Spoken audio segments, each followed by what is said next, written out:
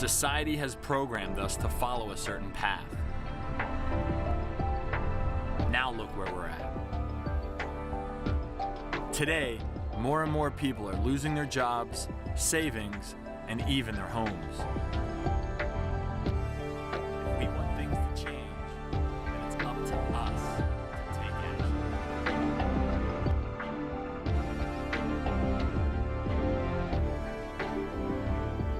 I just spent the last several months interviewing about 50 of the nation's most successful young self-made multimillionaires and entrepreneur experts. And I realized that you can be, do, and have anything you want regardless of your circumstances.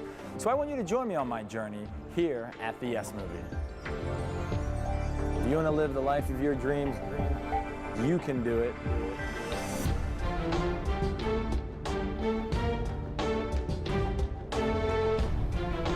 You can do anything.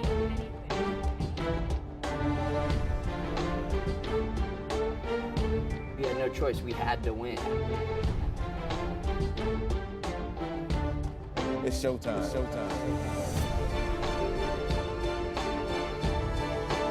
You gotta play it cool. You gotta go on the field. You gotta perform.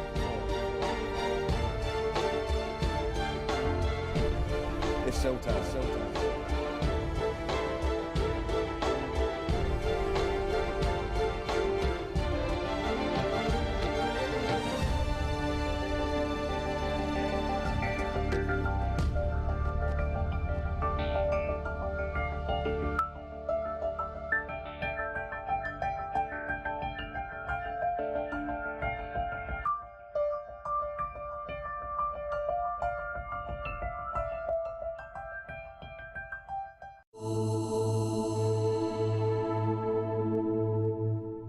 The only dimension of us that's more powerful than our circumstances and our environment is our imagination. I used to imagine myself living in a beautiful home.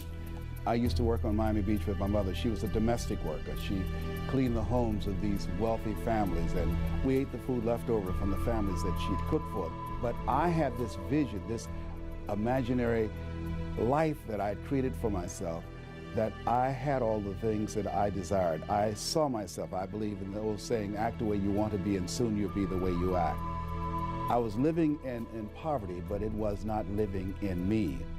The imagination is that dimension of who we are that can transcend mental conditioning and our circumstances and gives us the possibility of reinventing ourselves and creating a life that we can be proud of. Can everybody do that? Yes, that's the greatest power that human beings have above the animals. An alligator can't be anything but an alligator. A tree can't be anything but a tree. But a human being, we have the option to be anything that we so desire. Let's take the law of attraction, because, you know, The Secret is out there and gazillions of people are, you know, frothing at the mouth over this movie. And the interesting thing is, I love The Secret in many ways, okay? I have a lot of friends in there. Joe Vitale's in there, James Ray, you know, one of my colleagues, Bob Proctor. So there's people I know and like and respect in that movie, and I'm glad they made it because it has brought the law of attraction to millions of people that wouldn't have known about it otherwise. Andrew Carnegie was the wealthiest man in the world. Carnegie introduced him to 500 of the world's most successful people, and he commissioned him to write the laws of achievement. So Napoleon Hill didn't go to a school teacher. Napoleon Hill went out to Edison and Ford and Wanamaker, people that had done great things, and he studied their life, and he found there was a golden thread running through their life. And he wrote it in a program, and then he condensed the program into this book, Think and Grow Rich. And I've been studying this now for many, many years, but that's where I started. But it just shocks me now as I go around the world doing workshops and working with people, how many people come up to me and say, well, you know, I have watched The Secret 49 times and my Lamborghini still hasn't driven itself into my driveway. You know, what do I have to do to get the car to show up? There's a very well-known book and a film that came out in recent times that talks about changing what we think, and that all we need to do to make us get more is to think it and will it into our universe. And frankly, I think that's a very dangerous concept. I think it's very dangerous to believe that all you've got to do is change your thinking. That's step one. That's kindergarten. That's the beginning. What we teach in the law of attraction is that when you get your vibration clear, the way shows up. Because everything is inside out. Business is inside your mind before it's outside. So if young world can get clear what you want, then the path becomes easy. Yes, the laws of attraction are good, but there's also something that's called the laws of action, without which you're not going to be able to attract prosperity in your life. If I can see it inside, I can create it outside. That's what entrepreneurs are all about. They make something out of nothing and then sell it. They're artists.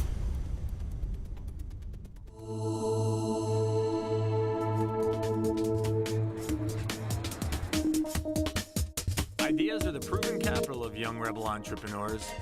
Breaking new ground is the best, fastest, and easiest way to create something the world has never seen before. After all, whoever thought you could make $1 million by transforming oversized beanbag chairs into a revolutionary new furniture company? And if you haven't seen his sacks yet, you probably will. We're here, Mr. Sean Nelson. Yeah, the founder of Lovesack. I get asked all the time how this thing started, and like so many silly entrepreneurial stories, it was an accident. You know, I was 18 years old, just graduated from high school, sitting on the couch watching TV. The idea just sort of popped in my head. How funny would it be to make the world's biggest beanbag chair? I got off the sofa, drove down, with my girlfriend to the fabric store, bought 14 yards of fabric, brought it home, cut it out like a baseball, because that seemed like a way to make like a sphere. What did you put in there? Well, originally I tried the beanbag beads because it was meant to, originally I was just thinking a big beanbag, but they, the first bag I dumped in, they blew all over the place and made a mess and stuck to things. And so I thought there must, classic entrepreneurial story, I guess, there must be a better way. This is a key for everybody, I think, that they might look at something and say, I can do that, or I can do that better. There's that great Mark Twain quote, all you need is ignorance and confidence, then success is sure. And I think I had both in spades. So it really was a combination of being too dumb to know better that it was a really stupid idea to start a production company and then a distribution arm.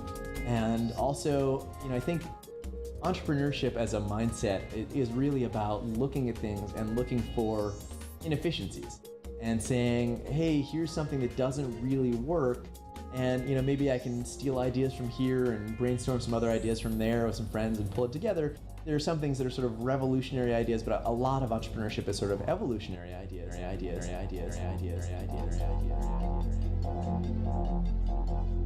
My mom was a ballet teacher, so we had actually a vacant ballet studio by the time I was in college in our basement, which actually made it work, because I would roll out these huge lengths of fabric, cut them into figure eights, deliver them to my neighbor who sewed them up, and I'd load them into our old 1979 van, Dodge van with Lovesack spray painted on the side, deliver them, people one by one, and it was just, really raw. Well, there's nothing raw about it today. In fact, Lovesack owns over 20 stores across the country and grosses more than $60 million a year. Not bad for a crazy idea by an 18-year-old who is jokingly known as the kid with the big sack. An entrepreneur is someone who can see something and see beyond what it presents itself to be.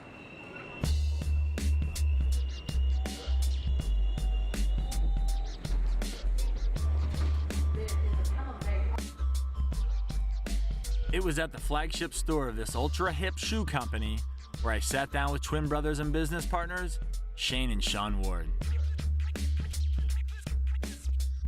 Basically, we went to undergrad together. I studied engineering, Shane studied design. We never thought we would get into the footwear industry at all.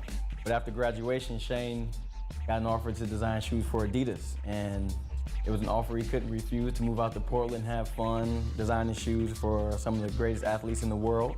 I thought to myself, I'm doing all these great shoes, I'm very successful, but I want a little bit more ownership. and I want a little bit more flexibility with my schedule because I love to travel. So I decided to start a freelance design company so I could work from home and I could work for a multitude of brands. Next thing you know, I moved to New York to trade stocks on the stock market. Shane moved to New York to start his own freelance design company. When the market would close at 4 o'clock, I had nothing else to do. So I started helping Shane out with the freelance. We ended up designing shoes for Fila, Puma, Converse, Lugs, Royal Elastics, Merrell, a lot of great companies. And then after doing that for 2 years, you know, we had a great company, but we were designing great shoes and sending them off. There was no ownership after we designed these shoes. So we started to, you know, come up with a business plan. I started taking care of all the business and finance. Shane designed the shoes, and we started Detney back in 2003.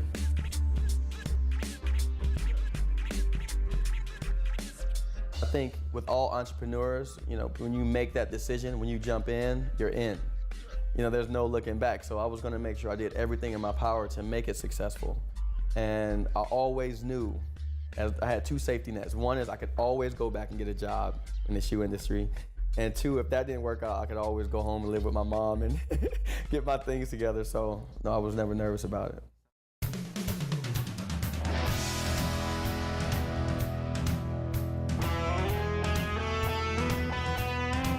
From the East Coast to the West Coast, I was intrigued that these companies were started based on simple ideas which they believed in.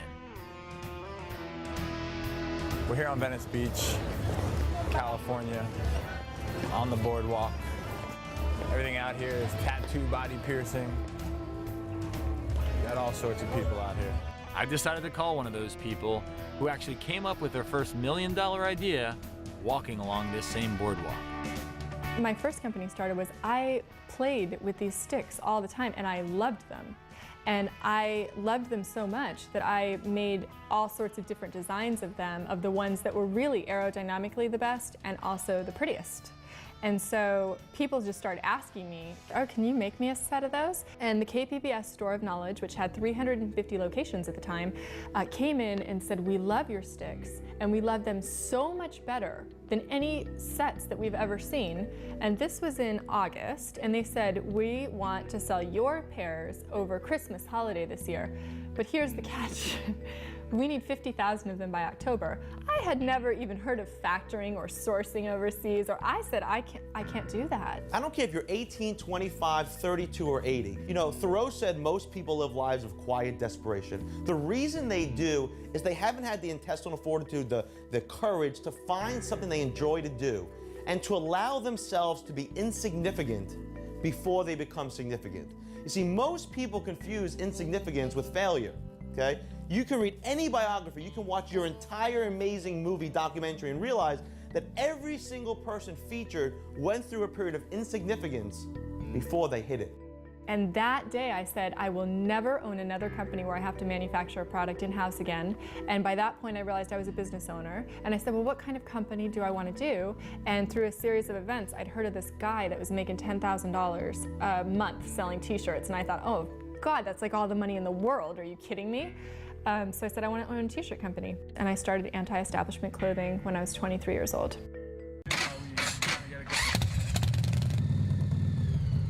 About an hour away from Venice Beach, I caught up with Dan Coldwell, better known to the rest of the world as Punk Ass. As the co-founder of the wildly successful mixed martial arts clothing and lifestyle brand, Tap Out, Punk Ass continues to make his own rules when it comes to building an empire. I'd always been kind of like this small entrepreneur, you know, starting little businesses here and there. I had a little shaved ice store inside of this club. Raves used to be big back in the day, and I opened this like shaved ice store in there, and I was making a little bit of money here and there, and you know, just little tiny small things. And I always wanted to do something big, You have to find your niche. Back in '93, right after the first UFC, me and my partner, Charles, went to Hoist Gracie's school. Right after we saw the first UFC, we went down to Hoist Gracie's school in Torrance and we started training. We signed up the same day. And I was just passionate about this whole mixed martial arts thing, this UFC, this ultimate fighting. He came to me one day in like '97 and said that, you know what, I want to start this clothing company. What do you think? You know, you want to do this? He's the buddy here. Yeah, a friend of mine. And we were good friends. We were hanging out all the time and training together. And I was like, cool. Let's do it. punk ass may not fit into your idea of what a multi-million-dollar entrepreneur looks like, which just proves you don't have to wear a suit and tie or have an MBA from Harvard to make it big. I think an entrepreneur is somebody who's just not mentally fit to work for somebody else.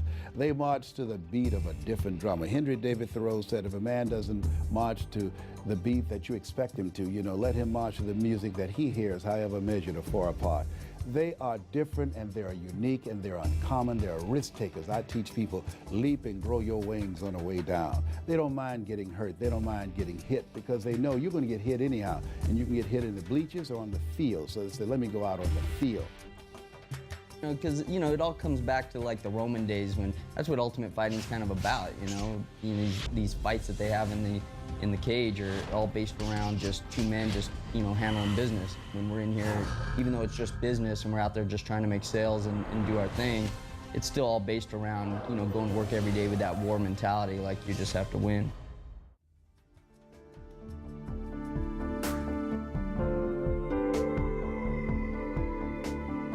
Think about all the excuses you make up as to why you can't make it.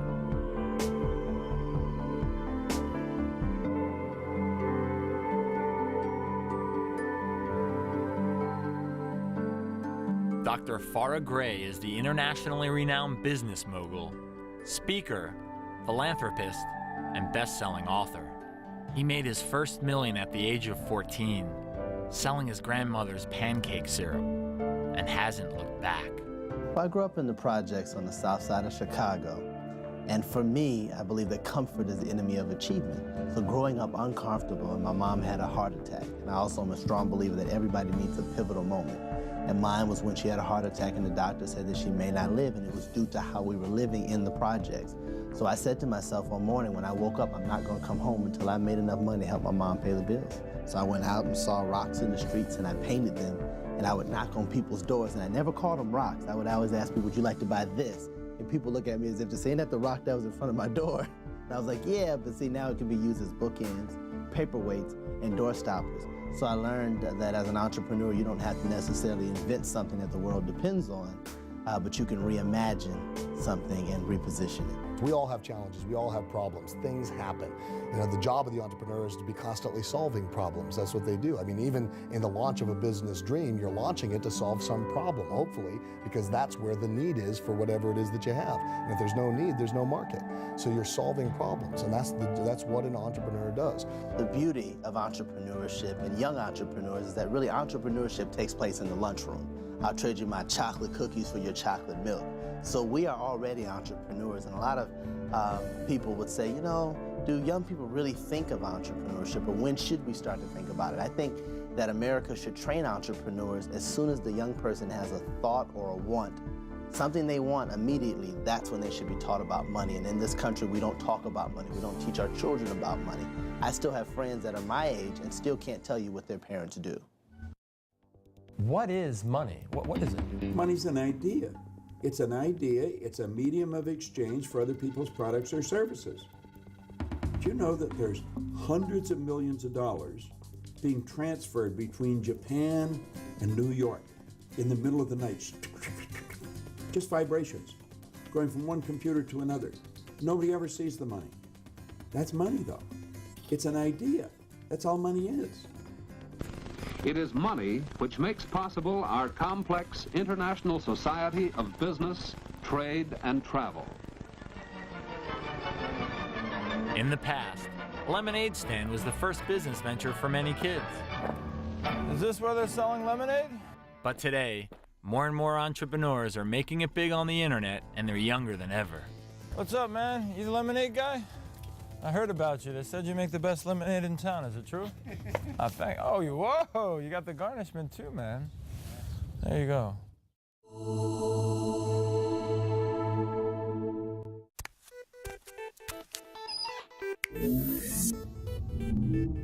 The power of the internet has made it possible for anyone to start a business and get rich. The majority of the top-earning websites in the world are run by brilliant men and women under the age of 30.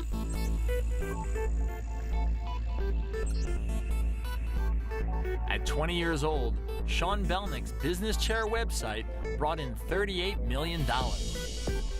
At 14 years old, Sean locked himself in his bedroom, and 3 days later, BizChair.com was born. I would work with my dad, doing some, technical things with websites with him, and I would see the way he operated his business.